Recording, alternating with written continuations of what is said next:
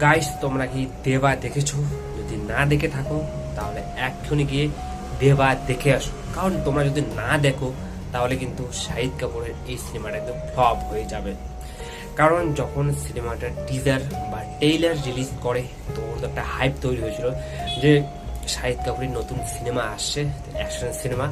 তো সবাই কিন্তু আমরা ওয়েট করেছিলাম, বাট সিনেমাটা দেখার পর যেটা আমরা বুঝলাম যে বলিউড আবার আমাদের সঙ্গে বিশ্বাসঘাতকতা করেছে। কারণ দেবাটা সম্পূর্ণই একটা রিমেক সিনেমা। তো যারা যারা আগেই সিনেমাটা দেখে ফেলেছো, একটা সাউথ ফিল্মের রিমেক, তাদের কিন্তু এই সিনেমাটা ভালো লাগবে না। যদিও অনেকেই আছে শাহিদ কাপুরের ফ্যান, তারা কিন্তু রিমেক হলেও সিনেমাটা দেখবে। যেমন আমিও নিজেও দেখেছি সিনেমাটা, কারণ আমি শাহিদ কাপুরের ফ্যান আর কি, অ্যাক্টিংয়ের। তো এটা দেখেছি। বাট যারা অলরেডি দেখে ফেলেছো যেটা অরিজিনাল সিনেমা, তাদের কিন্তু একটু বোরিং লাগতে পারে, বাট আমার ভালোই লাগলো সিনেমাটা কাহিনী তোমাদের একটু করে বলে দিচ্ছি। এটা হচ্ছে শাহিদ কাপুর এখানে আছেন, পুলিশ অফিসারের রোলে আছেন এখানে। পুলিশ অফিসার হলেও তিনি তো প্রচণ্ড একটু রাগি টাইপের পুলিশ অফিসার, তার মধ্যে একটু ক্রিমিনাল টাইপের পুলিশ অফিসার হয় না, এরকম একটা ব্যাপার একটি আছে, একটি পাগলামি যাকে বলতে গেলে পাগলামি ব্যাপার আছে।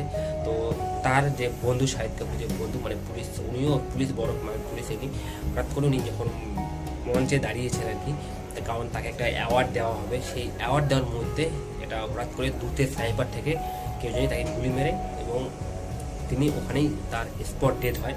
আর সেটারই ইনভেস্টিগেশন করতে থাকেন এই আমাদের শাহিদ কাপুর। তো অনেক ইনভেস্টিগেশন করার পর তারপর লাস্ট অবধি কিন্তু সে বুঝতে পারে যে কে খুনটা করেছে আর কি। তো সে যখন জানতে পারে যে কে খুন করছে, ওই দিনেই হঠাৎ করে যে শাহিদ কাপুরের অ্যাক্সিডেন্ট হয়ে যায়। তারপর তো সব কিছু ভুলে যায়।